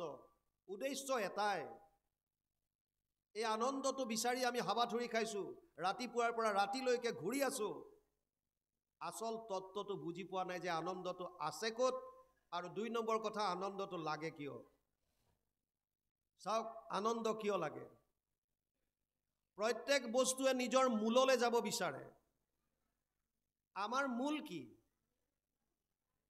মই বুলি ক'লে ইয়াত 2টা বস্তু আছে, এটা হৈছে শৰীৰটো আৰু এটা হৈছে শৰীৰৰ ভিতৰত চৈতন্য যোনে কৰি ৰাখিছে আত্মা। আত্মাৰ লগত পৰমাত্মা থাকে, একবৃক্ষে 2 পক্ষী। আত্মা আৰু স্থূল শৰীৰ, পঞ্চভূতি শৰীৰ, এই 2টা বস্তু আছো। আত্মাটো ভগৱানৰ অংশ, মামেবংশ জীৱলোকে জীৱভূত সনাতন, 15 অধ্যায় 7 নম্বৰ শ্লোক গীতা। হে অৰ্জুন, আত্মা মোৰ অংশ। ইয়াতকৈ ওপৰত গৈ 10মত কৈছে তেওঁ, অহম আত্মা গুদাকেশ সৰ্বভূতাশয় স্থিত, অহম আদি চ মধ্যম চ ভূতানামন্ত এবচ, 10ম অধ্যায় 20 নম্বৰ শ্লোক গীতা। হে অৰ্জুন, ময়ে আত্মা, ময়ে আদি, ময়ে মধ্য, ময়ে শেষ, সমস্ত ভূতৰ শৰীৰত মই বিৰাজমান আছোঁ। মই মানে আত্মাটো ভগৱানৰ অংশ। গতিকে আত্মাই মূললৈ যাব বিচাৰে। ভগৱান কোন? ৰসো বৈশঃ, আনন্দ স্বৰূপ। কৃষ্ণ শব্দৰ অৰ্থই লিখিছে, কৃষি ভূ বাচক শব্দ নচ নিবৃত্তি বাচক দ্বৈৰ একাত পৰম ব্ৰহ্ম কৃষ্ণ ইতি অভিধীয়তে। অনুবাদ কৰিছে মহাপুৰুষ মাধৱদেৱে। কৃষ হেন শব্দ ইটো পৃথিৱী বাচক বইলা, ন আনন্দত প্ৰৱৰ্তয়, 2ৰো এক পদ মিলি পৰম ব্ৰহ্ম ৰূপ কৃষ্ণ, নাম আনন্দক মাত্ৰ কয়। কেৱল আনন্দ। আৰু সেইকাৰণে আমি গাওঁ সহজানন্দ, স্বৰূপানন্দ, হৃদয়ানন্দ, পৰমানন্দ, সচ্চিদানন্দ, চিদানন্দ, সদানন্দ, কেৱল আনন্দ। আত্মাই মূললৈ যাব বিচাৰিছে, আনন্দ লাগে। চেতন হৈছে আত্মা, কিন্তু পঞ্চভূতি শৰীৰত 24 তত্ত্বৰ এই 2টা তত্ত্ব সোমাই আছে, মন আৰু বুদ্ধি। মন বুদ্ধি হৈছে মায়াৰ বস্তু। সেইকাৰণে মনটোৱে সদায় মায়াৰ সংসাৰখনলৈ যাবলৈ বিচাৰে। সুখটো ইয়াত আছে বুলি ভাবে। ক'ত? ধন, টকা, পইচা, পুত্ৰ, পৰিবাৰ, ঘৰ দুৱাৰ ইত্যাদি ইত্যাদি, স্বৰ্গ তৰ্গ কৰি ব্ৰহ্মলোকলৈকে তাত আছে বুলি ভাবে। সেইকাৰণে মনটোৱে আমাক সংসাৰৰ ফাললৈ টানি আছে আৰু আত্মাই ভগৱানৰ ওচৰলৈ নিব বিচাৰিছে। যিবিলাকে এই ডিফাৰেন্সটো বুজি পোৱা নাই, ভকতৰ লগত শ্ৰৱণ কীৰ্তন ভালদৰে কৰা নাই, অনুভৱ কৰিব পৰা নাই, তেওঁলোকে ধন, টকা, পইচা, পুত্ৰ, পৰিবাৰক লৈয়ে ব্যস্ত হৈ আছে আৰু ইয়াত সুখটো বিচাৰি আছে। ইন্দ্ৰিয়ৰ প্ৰীতি সাধনৰ কাৰণে মন বুদ্ধি আমাৰ 24 তত্ত্বৰ ভিতৰত আছে। গতিকে ইন্দ্ৰিয়ৰ প্ৰীতি সাধনৰ কাৰণে তেওঁলোকে প্ৰেয় মাৰ্গটো বাছি ল'লে। প্ৰেয় আৰু শ্ৰেয় 2টা মাৰ্গ। শ্ৰেয়টোৱে পৰমাত্মাৰ ওচৰলৈ নিছে আৰু প্ৰেয়টোৱে সংসাৰলৈ নিছে। ইয়াত এতিয়া দেৱহূতিয়ে স্বীকাৰ কৰিছে, তোমাৰ দৰে এগৰাকী স্বামী পোৱাৰ পাছতো মই কেৱল ইন্দ্ৰিয়ৰ প্ৰীতি সাধন কৰিব বিচাৰিলোঁ, কেৱল ইন্দ্ৰিয়ৰ। আৰু ইন্দ্ৰিয়ৰ যিটো উপভোগ আমি মনুষ্য শৰীৰত পাইছোঁ, ইন্দ্ৰই উৰ্বশী মেনকাৰ লগত যিটো সুখ পায়, গাহৰিটোৱে গাহৰিজনীৰ লগতো একে সুখ পায়। ইন্দ্ৰই অমৃত ভোগ কৰি যিটো আনন্দ পায়, গাহৰিয়ে বিষ্ঠা ভোগ কৰি একেই আনন্দ পায়। ইন্দ্ৰিয়ৰ প্ৰীতি সাধনত কোনো ডিফাৰেন্স নাই, একো নাই তাত। সেইকাৰণে দেৱহূতিয়ে স্বীকাৰ কৰিছে, তুমি হেন স্বামীক লোভিয়া এতদিন, ইন্দ্ৰিয়ৰ প্ৰীতি সাধি আয়ু কৰিলো ক্ষীণ। কিয়? আমি ভাবিছিলোঁ যে এই সংসাৰত সুখ আছে। 3টা মূল তত্ত্ব, ভগৱান, মায়া, জীৱ। আমাক আনন্দ লাগে, জীৱক আনন্দ লাগে। জীৱৰ বাহিৰে দুটাই তত্ত্ব আছে, এক হৈছে ভগৱান, আন হৈছে তেওঁৰ মায়া। ভগৱান আনন্দ স্বৰূপ, বেদে কৈছে, পুৰাণে কৈছে, বেদ বেদান্তৰ মূল তত্ত্ব ভগৱান আনন্দ। মায়া কি? চতুশ্লোকী ভাগৱতত প্ৰভু নাৰায়ণে ব্ৰহ্মাক প্ৰথমতে মায়াৰ বিষয়ে কৈছিল। দ্বিতীয় শ্লোকটোত ঋতেৰ্থে য়ত প্ৰতীয়ত না প্ৰতীয়ত চাত্মানি তদ বিদ্যাত আত্মনো মায়া যথা ভাসো যথা তমঃ। 2:34 দ্বিতীয় স্কন্ধ নৱম অধ্যায় 34 নম্বৰ শ্লোক ভাগৱত অনুবাদ কৰিছে গুৰুজনাই দ্বিতীয় স্কন্ধত। অবস্তুক দেখাওই বস্তুক আৱৰি এহিকে মোহৰ মায়া জানা নিষ্ট কৰি। অবস্তুক বস্তু কৰি দেখুৱাইছে। আপোনালোকে জানে মই SSBত আছিলোঁ, এছিষ্টেণ্ট কমাণ্ডেণ্ট হিচাপে। 22ত মই ভলণ্টিয়াৰ ৰিটায়াৰমেণ্ট ল'লোঁ ভকতৰ লগত থাকিম বুলি। জয়ছলমেৰত মোৰ পোষ্টিং আছিল, ৰাজস্থান মৰুভূমি জয়ছলমেৰ। বালি আৰু বালি। এই গৰমৰ দিনত যেতিয়া আমি দূৰলৈ যদি চাই দিওঁ, এনেকুৱা এটা আভাস হয় যেন অলপ দূৰত কিবা পানী আছে, হ্ৰদ আছে। আগবাঢ়ি গৈ থাকক, পানীও আগবাঢ়ি গৈ থাকিব। আলকতৰা দিয়া ৰাস্তাত, গৰম দিনত আপোনালোকে পকা ৰাস্তাত আলকতৰা য'ত বেছিকৈ থাকে তাতো এইটো আভাস পাব। দূৰলৈ যেতিয়া চাই দিব ৰ'দত, তাত আপোনালোকে এনেকুৱা লাগিব যেন পানী আছে তাত। আগবাঢ়ি গৈ থাকক, পানী পিছলৈ গৈ থাকিব। মৰীচিকা, বাপজনাই সুন্দৰ কৈছে, মৃগতৃষ্ণা, মৰীচিকা, এয়া কেতিয়াও আপুনি নাপায়, কাৰণ আচলতে তাত বস্তুটো নায়েই। নথকা বস্তু বিচাৰি আছে। এখন স্কুলত দুটা ল'ৰা আছিল, অতি বদমাছ। ক্লাছ কেনেকৈ মিছ কৰিব লাগে সেইটো খালি চেষ্টা কৰে। নাম দিছিল চবেই জয় বিজয়। এদিন দুইটাই আলোচনা কৰিলে, সদায় আমি দুটাই ক্ষতি কৰি থাকোঁ, কাইলৈ গোটেই স্কুলৰ ল'ৰা ছোৱালীয়ে ক্লাছ মিছ কৰাব লাগিব। উপায় উলিয়ালে, তেওঁলোকৰ যিজন প্ৰিন্সিপাল আছিল, প্ৰিন্সিপালজনৰ 3টা ছাগলী আছিল, ছাগলী 3টা লুকুৱাই দিলে। এটা ৰুমৰ ভিতৰত গৈ ছাগলী 3টা ভৰাই দিলে, বগা বগা ছাগলী। কিন্তু তাত সোমোৱাৰ আগতে সিহঁতে ছাগলী 3টাত নাম্বাৰিং কৰিলে। এটাত লিখিলে 1, এটাত লিখিলে 2 আৰু 3 নম্বৰটোত লিখিলে 4। 1, 2 আৰু 4 বুলি লিখি পেলাই ৰুমৰ ভিতৰত বন্ধ কৰি থৈ দিলে। সন্ধিয়ালৈকে ছাগলী অহা নাই, চকীদাৰক মাতি প্ৰিন্সিপালে কৈছে মোৰ ছাগলী নাই। কাইলৈ যিবিলাক বুজি নাপাওঁ, প্ৰাৰ্থনাৰ পিছতে ছাগলী বিচাৰিবলৈ লগাই দে চবক। আৰু নেক্সট দিনা প্ৰাৰ্থনা পিৰিয়ডতে সকলোকে ক'লে, ছাত্ৰ ছাত্ৰীসকলক, চকীদাৰজনে ছাৰৰ ছাগলী হেৰাইছে, তহঁতে যেন তেন বিচাৰি আজি উলিয়াই দিয়ে, নহ'লে বৰ ডাঙৰ কথা হ'ব। আৰু গোটেই ছাগলী বিচাৰিবলৈ গ'ল। এই ল'ৰাকেইটাই মনে মনে ৰুমটো খুলি দিলেগৈ। আৰু ছাগলী যেতিয়াই ৰুমৰ পৰা ওলাই চিধা যেনি তেনি দৌৰিলে। কেম্পাছ বন্ধ কৰি থোৱা আছে, সেইকাৰণে কোনোবাই ক'ৰবাত চিঞৰিছে, ছাৰ চিন্তা কৰিব নালাগে, 1 নম্বৰটো পাই গ'লোঁ। আৰু কোনোবাই কৈছে 2 নম্বৰটো পালোঁ, কোনোবাই কৈছে 4 নম্বৰটো পালোঁ। এতিয়া বিচাৰি আছে 3 নম্বৰ ছাগলীটো।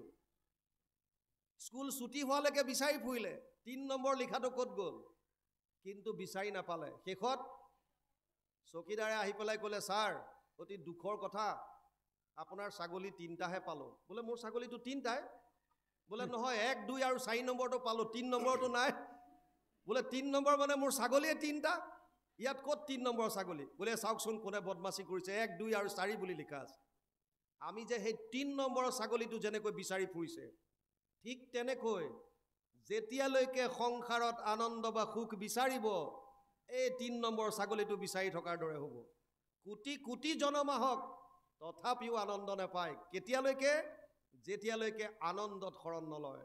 আনন্দ মানে কৃষ্ণ। সেইকাৰণে বাৰে বাৰে আমাক শাস্ত্ৰৰ উত্তম গীতা ভাগৱতে কৃষ্ণত শৰণ লোৱাৰ কথা কৈছে। আৰু মহাপুৰুষ গুৰুজনা হৈও নিজে অৱতৰিত হৈ আমাক দেখুৱাই থৈ গ'ল, সৰ্বধৰ্মান পৰিত্যাজ্য মামেকম শৰণম ব্ৰজ অহম ত্ব সৰ্ব পাপেভ্যো মোক্ষয়িষ্যামি মা শুচঃ। ভগৱান কৃষ্ণই গীতাত কৈ যোৱা এই কথাষাৰৰ ওপৰত বেছ কৰি আমাক দি থৈ গ'ল এক শৰণ হৰিনাম ধৰ্ম। ইয়াত এতিয়া দেৱহূতিয়ে কৈছে যে মই ইন্দ্ৰিয়ৰ প্ৰীতি সাধনৰ কাৰণে তোমাৰ দৰে এজন স্বামীক পোৱাৰ পাছতো জীৱনটো মিছা কৰিলোঁ, বিফলে জনম গইলা ভৈলা সৰ্বনাশ। তোমাৰ মহিমা মই নাজানি অভাগী, কৰিলোঁ প্ৰসংগ মিছা বিষয়ক লাগি। বিষয় মানে 5টা জ্ঞানেন্দ্ৰিয়ৰ 5টা বিষয় আছে, ৰূপ ৰস গন্ধ স্পৰ্শ আৰু শব্দ। এই 5টা বিষয়ৰ কাৰণে আমি দৌৰি আছোঁ। আমাৰ ভিতৰত জীৱাত্মা আৰু পৰমাত্মাৰ স্থান এনেকুৱা এইটো জীৱাত্মাই 5টা জ্ঞানেন্দ্ৰিয়ক ভিত্তি কৰি সংসাৰৰ ফাললৈ মুখ কৰি আছে পৰমাত্মা পিছফালৰ পৰা মাতি আছে ও ভাই মোলৈ এবাৰ চাই দে মাত্ৰ এবাৰ মুখখন ঘূৰাই দে মোৰ সন্মুখ হৈ যা আমি দুখ কিয় পাইছোঁ ঈশ্বৰৰ বিমুখ যিদিনা ঈশ্বৰৰ সন্মুখ হ'ম আপোনালোকে ভাবিব আমিতো সন্মুখ আমিতো ৰাতিপুৱা গধূলি গুৰু সেৱা কৰিছোঁ আমিতো নাম গাইছোঁ শ্ৰৱণ কৰিছোঁ তেতিয়াহ'লে আমি কিয় আনন্দ পোৱা নাই ভগৱানে যিটো ফৰ্মুলা দিছে সেইটো মনা নাই ভগৱানে কৈছে 11টা ইন্দ্ৰিয় দিছোঁ 10টা ইন্দ্ৰিয় সংসাৰত লগাই থ মোৰ কোনো আপত্তি নাই মোক মাত্ৰ এটা ইন্দ্ৰিয় দে কোনটো মনটো আমি ইয়াৰ উল্টা কৰিছোঁ ইন্দ্ৰিয়ৰ দ্বাৰা ঈশ্বৰ সাধন আহি চাকি জ্বলাইছোঁ বন্তি জ্বলাইছোঁ ধূপ জ্বলাইছোঁ আমি বহুত জেগাত কওঁ ভাগৱত শ্ৰৱণ কৰিবলৈ আহিলে বহুতত দেখোঁ চাকিৰে গোটেই ফ্ল'ৰখন তেলময় কৰি পেলাই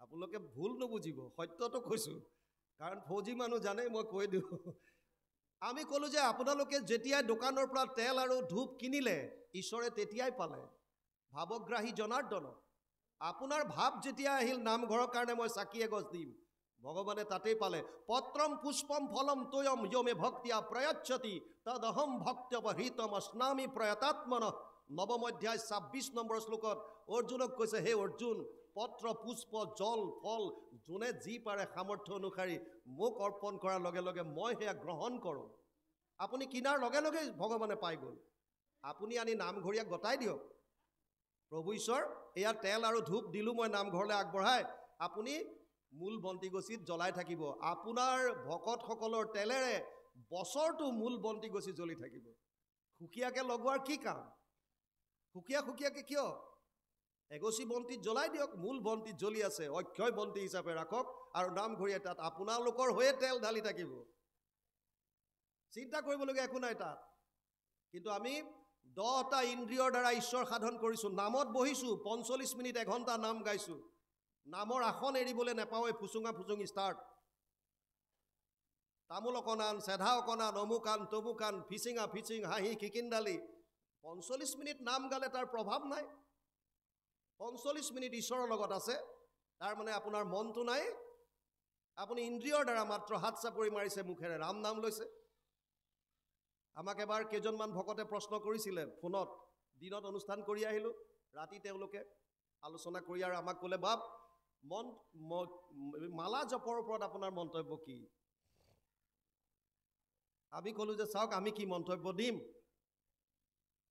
কবিৰ আছে এটা বৰ সুন্দৰ দোহা লিখি থৈ গৈছে মালা তো কৰ্মে ফিৰে জীৱ ফিৰে মুহ মাহি মন বেচাৰা চৌধি ফিৰে এছ সুমিৰণ নাহি মালাটো হাতত তুমি লৈ আছা জিভাখনে ভিতৰত ৰাম ৰাম ৰাম ৰাম ৰাম ৰাম কৈ আছে কিন্তু মনটোৱে কাৰ ঘৰলৈ কোন আহিছে কোনে কি ক'লে ক'ত কি হৈছে এইবিলাক যদি শুনি ভাবি থাকা তাৰ পৰা কি লাভ হ'ব ভগৱানে কৈছে মোক মনটো দিয়া মন মনা ভৱ মদ ভক্তা মধ্যাজি মাম নমস্কৰো মামে বৈশ্যসী সত্যম তে প্ৰতি জানে প্ৰিয়সী মে অষ্টাদশ অধ্যায় 65 নম্বৰ শ্লোক গীতা মহাপুৰুষ মাধৱদেৱে অনুবাদ কৰিছে ঘোষাত মোতে মাত্ৰ সদা দিয়া মন মোৰ ভক্ত হোৱা সৰ্বক্ষণ মোকে পূজা মাত্ৰ মোকে কৰা নমস্কাৰ কহিলো তোমাতো সত্যবাণী পাইবা সুখে মোক মহামানী তুমি প্ৰিয়তম সুহৃদ সখী আমাৰ মনটো দিয়া ইয়াত কৈছে তোমাৰ মহিমা মই নাজানি অভাগী কৰিলো প্ৰসংগ মিছা বিষয়ক লাগি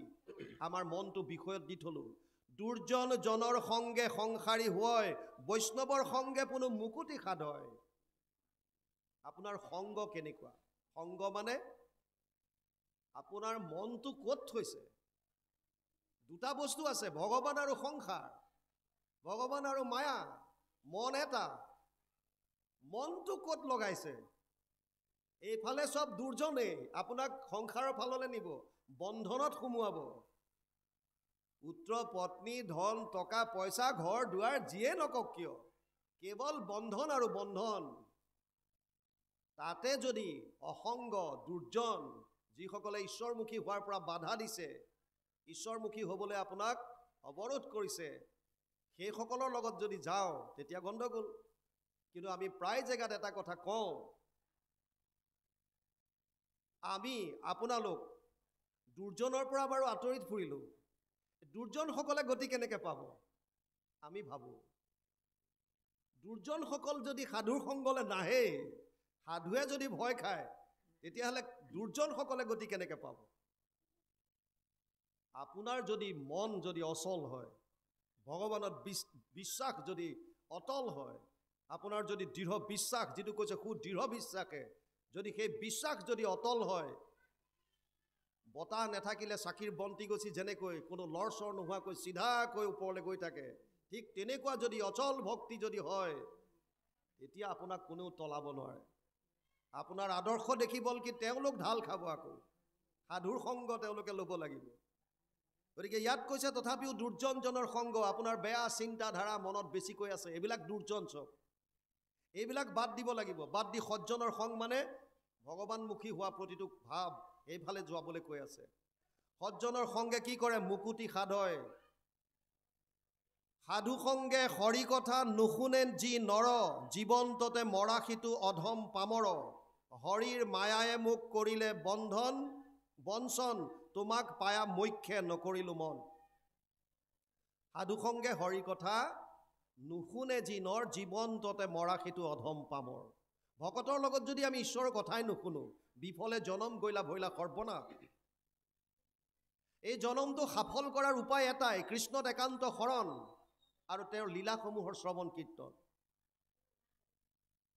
আপোনালোকে ধৰি লওক ভগৱান 2 মহলীয়া ঘৰ এটাৰ ওপৰত উঠি আছে আৰু কৈছে, হেৰা ভকতসকল, আহা তোমালোক উঠি, এডাল জখলা আছে, ওপৰলৈ উঠি আহা। আপুনি মই জখলাডাল বগাব পৰা নাই, আমাৰ শক্তি নাই, সামৰ্থ্য নাই। যিসকলে পাৰিছে 2-1 উঠি গৈছে, যি শক্তিবান সামৰ্থ্য, তেওঁলোকে নিজে ওচৰলৈ গৈছে, ভগৱানৰ ওচৰলৈ গৈছে সাধনৰ দ্বাৰা। আমিবিলাকে পৰা নাই। আমি কৈছোঁ, প্ৰভু জখলাই দি অকল উঠিব পাৰে নে নামিবও পাৰে? জখলাত অকল উঠিব পাৰে নে নাই, নামিও আহিব পাৰে? নামিও আহিব পাৰে। গতিকে ভকতসকলে কাকুতি কৰিছে, প্ৰভু আমি হৈছোঁ অজ্ঞ, আমি অসমৰ্থ, আমাৰ শক্তি নাই, সামৰ্থ্য নাই, আমি নিজে তোমাৰ ওচৰলৈ যাব পৰা নাই, তুমি আহা, নামি আহা। আৰু ভকতৰ কাকুতিত ভগৱানে অৱতাৰ লৈ বিভিন্ন লীলা কৰে। আৰু অৰ্জুনক কৈছে, জন্ম কৰ্ম চমে দিব্যম এবং য়ো ব্যক্তি তত্ত্বতঃ ত্যক্ত্বা দেহা পুনৰ্জন্ম নেতি মামেতি পাণ্ডৱ। 4th অধ্যায় 9 নম্বৰ শ্লোক। হে অৰ্জুন, মোৰ জন্ম কৰ্ম চব দিব্য। এই জন্ম কৰ্ম শ্ৰৱণ কৰোঁতে কৰোঁতে যিবিলাক ইয়াৰ তত্ত্বটো যদি বুজি পালে, তেওঁলোকে মোক পাব শৰীৰ ত্যাগ কৰাৰ পাছত ডাইৰেক্ট বৈকুণ্ঠ। তাত ভাষয়তে সূৰ্য না শশাঙ্ক না পাবক, যদ গত্বা না নিবৰ্তন্তে তদ ধাম পৰমম মম। 15th অধ্যায় 6 নম্বৰ শ্লোক গীতা। য'ত এয়া সূৰ্য চন্দ্ৰই পোহৰ কৰিব নালাগে, স্বয়ং প্ৰকাশিত। য'ত এবাৰ যোৱাৰ পাছত আৰু পুনৰ ঘূৰি আহিব নালাগে, য'ত কোনো ধৰণৰ কুণ্ঠা বোধ নাই, সেয়া বৈকুণ্ঠ, আনন্দ আৰু আনন্দ কেৱল। তালৈ যাব পাৰিব কেৱল মাত্ৰ কৃষ্ণৰ চৰণত খামোচ মাৰি ধৰক আৰু যিমান পাৰে শ্ৰৱণ কীৰ্তন কৰক। সেইকাৰণে ইয়াত কৈছে, বৈষ্ণৱৰ সাধু সংগে হৰি কথা নুশুনে যি নৰ, জীৱন্ততে মৰাশিটো অধম পামৰ। কিয় হৈছে এনেকুৱা? হৰিৰ মায়ায়ে মোক কৰিলে বঞ্চন, তোমাক পায়া মৈক্ষে নকৰিলো মন। দেৱহূতিয়ে কৈছে স্বামীক, মোক হৰিৰ মায়াই বঞ্চনা কৰিলে। হৰিৰ মায়াৰ বিষয়ে বুজি লওক অকণমান। প্ৰভু ভগৱানৰ 3টা মূল শক্তি। এটাক কৈছে স্বৰূপ শক্তি বা অন্তৰংগ শক্তি, যাৰ দ্বাৰা কোটি কোটি ব্ৰহ্মাণ্ডৰ তেওঁ সৃজন কৰে কটাক্ষতে, সংকল্প মাত্ৰ। এটা হৈছে তেওঁৰ বহিৰংগ শক্তি, যাক কৈছে মায়া। আৰু এটা হৈছে নিউট্ৰেল বা তটচ্ছ শক্তি। তটস্থ শক্তিটো হৈছে জীৱ। মায়া 2 ধৰণৰ, এক হৈছে জীৱ মায়া, এক হৈছে গুণমায়া। জীৱ মায়া 2 ধৰণৰ, এক হৈছে আৱৰণ, এক হৈছে বিক্ষেপণ। আৱৰণটোৱে আমাৰ চকুৰ ওপৰত, অন্তৰ্দৃষ্টিৰ ওপৰত এখন পৰ্দা দি দিয়ে, যাৰ কাৰণে হৃদয়তে থকা ভগৱন্তক আমি দেখা পোৱা নাই। নহ'লেতো কীৰ্তনত লিখিছে, দেৱৰো ঈশ্বৰ হৰি তান্ত মহা যত্ন কৰি লৈও এক শৰণ সাক্ষাৎ, যাৰ ইচ্ছা মুখ্য পাইবে নালাগে দূৰক যাইবে, আছে হৰি সবাৰো হিয়াত। আপুনি দূৰলৈ যোৱাৰ কোনো প্ৰশ্ন নাই, হৃদয়তে আছে। কিন্তু আমি দেখা পোৱা নাই কিয়? মায়াৰ আৱৰণ শক্তিৰ কাৰণে। দ্বিতীয়টো হৈছে বিক্ষেপণ, মনটো দূৰলৈ পেলাই দিয়া, দলিয়াই দিয়া, আঁতৰাই দিয়ে, সংসাৰৰ ফাললৈ ধাক্কা মাৰি পঠিয়াই আছে, ইফালে যা, তাত সুখ পাবি। মায়াৰ খেল। আৰু ইটো গুণময়ী, 3টা গুণ আছে। সত্যম ৰজস্তম ইতি গুণ প্ৰকৃতি সম্ভৱা নিবধ্নন্তি মহাবাহু দেহে দেহিনাম অব্যয়ম। 14 অধ্যায় 5 নম্বৰ শ্লোক গীতা। অৰ্জুনক কৈছে, হে অৰ্জুন, মোৰ 3টা গুণ আছে মায়াৰ, সত্য, ৰজ আৰু তম। এই 3টা গুণে মানুহক পুতলাৰ দৰে নচুৱাই আছে। কেনেকৈ সম্ভৱ? চাওক, আমি যিমান কৰ্ম কৰিছোঁ, কৰ্মবিলাক আমাৰ ভাৱৰ প্ৰতিস্ফলন। যাৰ যেনেকুৱা ভাৱ, আমি তেনেকুৱা কৰ্ম কৰোঁ। ভাৱবিলাক ক'ৰ পৰা আহে? ভগৱানে কৈছে মোৰ পৰা। বুদ্ধি, জ্ঞান, অসম্মোহ, ক্ষমা, সত্যম, সমদম, সুখম, দুখম, ভাৱ, অভাৱ, ভয়চা, ভয়মেবচ, অহিংসা, সমতা, তুষ্টি, তপো, দানম, যশো, অযশঃ, ভবন্তি ভাৱভূতানাম মত্তএব পৃথক বিধা। 10 অধ্যায় 4 আৰু 5 নম্বৰ শ্লোক গীতা। অৰ্জুনক কৈছে, হে অৰ্জুন, যিমান ভাৱ আছে, বুদ্ধি, জ্ঞান, অসম্মোহ, ক্ষমা, সত্য, সম, দম, সুখ, দুখ, সৃষ্টি, প্ৰলয়, অহিংসা, সমতা, তুষ্টি, তপ, দান, যশ, অযশ, যিমান মানুহৰ মনলৈ ভাৱ আহে, চব মোৰ পৰা আহে। কেনেকৈ? এই 3টা গুণৰ পৰা। সত্য গুণৰ পৰা সাত্বিক ভাৱ, ৰজু গুণৰ পৰা ৰাজসিক ভাৱ, আৰু তমো গুণৰ পৰা তামসিক ভাৱ। যাৰ যোনটো গুণ বৃদ্ধি পায়, সেইটো ভাৱ বাঢ়িব, আৰু সেইটো ভাৱ বাঢ়িলে কৰ্মবিলাক তেনেকুৱা হ'ব। অৰ্জুনক কৈছে, যে চৈব সাত্বিকা ভাৱ ৰাজসস্তামচস্য ইয়ে মত্তএবেতি তান বিধি নাচা হম তেসু তে ময়ি। 7ম অধ্যায় 12 নম্বৰ শ্লোক গীতা। হে অৰ্জুন, সাত্বিকভাৱে হওক, ৰাজসিকভাৱে হওক, তামসিকভাৱে হওক, চব মোৰ পৰা আহে। আৰু এটা কথা খালি বুজি ল, গোটেই জগতখন ভাৱৰ ওপৰত নিহিত হৈ আছে। ত্ৰিভীৰ গুণে মই ভাৱেৰভি সৰ্বমিদম জগত। 7ম অধ্যায় 13 নম্বৰ শ্লোক। মায়া এনেকুৱা ভয়ানক, আমাক জকৰি ৰাখি থৈছে, আগুৰি ৰাখি থৈছে। ইয়াৰ পৰা পৰিত্ৰাণ কেনেকৈ পাম? দৈবহি এষ গুণময়ী মম মায়া দুৰত্তয়া মামেব ইয়ে প্ৰপদ্যন্তে মায়ামেতাম তৰন্তিতে। 7ম অধ্যায় 14 নম্বৰ শ্লোকত ভগৱান কৃষ্ণই অৰ্জুনক ক'লে, হে অৰ্জুন, মোৰ মায়া অতি ভয়ানক আৰু দুষ্টৰ। ইয়াৰ পৰা সেইসকলেহে পৰিত্ৰাণ পাব পাৰিব, যিসকলে কেৱল মাত্ৰ মোত শৰণ ল'লে। গতিকে ইয়াত দেৱহূতিয়ে এতিয়া গিৰিয়েকক কৈছে, স্বামীক কৈছে, হৰিৰ মায়ায়ে মোক কৰিলে বঞ্চন। মই তোমাৰ লগত থকাৰ পাছতো হৰিৰ মায়া এনেকুৱা ভয়ংকৰ, মোক বঞ্চনা কৰিলে। তোমাক পায়া মুখ্যে নকৰিলো মন। তোমাৰ দৰে এজন মহাপুৰুষ মোৰ কাষতে স্বামী হিচাপে থকাৰ পাছতো মই ইন্দ্ৰিয়ৰ প্ৰীতি সাধন কৰিলোঁ, মুক্তিৰ কথা চিন্তা নকৰিলোঁ। গতিকে আমাৰো তেনেকুৱা। আমি সকলোৱে জানিছোঁ কলিকালত মনুষ্য হৈ আমি জন্ম পালোঁ। ভাৰতবৰ্ষত কলি যুগত মনুষ্য শৰীৰ পাই জন্ম লাভ কৰিছোঁ আমি। তাতে পাইছোঁ হৰিনাম, 4 সংযোগ কোটি কল্পতো নাপায় বুলি কৈছে। আমি পাইছোঁ ভাৰতবৰ্ষ ধন্য কলিযুগ, হৰি হৰি হৰি হৰিয়ে, হৰি হৰি হৰি ব্ৰহ্মাৰো প্ৰাৰ্থনী নৰতনু অনুপাম। আমি পাইছোঁ এয়া। তথাপিতো আমি মুক্তিৰ বা ভক্তি ৰসৰ কাৰণে চিন্তা কৰা নাই। কেৱল টকা পইচা, ধন ধান, তাতেই মছগুল হৈ আছোঁ। যিটো ইয়াত, এয়া মাত্ৰ একোটা উদাহৰণ। এই উদাহৰণবিলাক যেতিয়ালৈকে আমি নিজৰ জীৱনলৈ টানি নানো, তেতিয়ালৈকে মাত্ৰ ভাগৱতৰ মাজত শব্দ আকাৰে থাকিব। মই কি লৈছোঁ ইয়াৰ পৰা? আমি কি কৰিছোঁ? আমিও এনেকৈ জীৱন পাৰ কৰিছোঁ নেকি? ভাগৱতৰ দৰে এখন গ্ৰন্থ পায়, মহাপুৰুষ শ্ৰীমন্ত শংকৰদেৱৰ দৰে এজন গুৰু পায়, তেওঁৰ গুৰুবাণী পোৱাৰ পাছত, ভাগৱত কীৰ্তন দশম ঘোষা ৰত্নাৱলী আমাৰ সন্মুখত থকাৰ পাছত আমি যদি ঈশ্বৰমুখী হ'বলৈ চেষ্টা কৰা নাই, আমি যদি ঈশ্বৰমুখী হ'ব পৰা নাই, দেৱহূতিৰ দৰে ক্ৰন্দন কৰিব লাগিব শেষ মুহূৰ্তত। কি হ'ল আমাৰ? কি কৰিলোঁ ইমান দিনে? সেইকাৰণে দেৱহূতিয়ে কৈছে, হৰিৰ মায়াই মোক কৰিলে বঞ্চন, তোমাক পায়া মুখ্যে নকৰিলোঁ মন। ইয়ালৈকে গৈছে। অকণমান পাঠ যাওক বাপ। কৃষ্ণ কৃষ্ণ।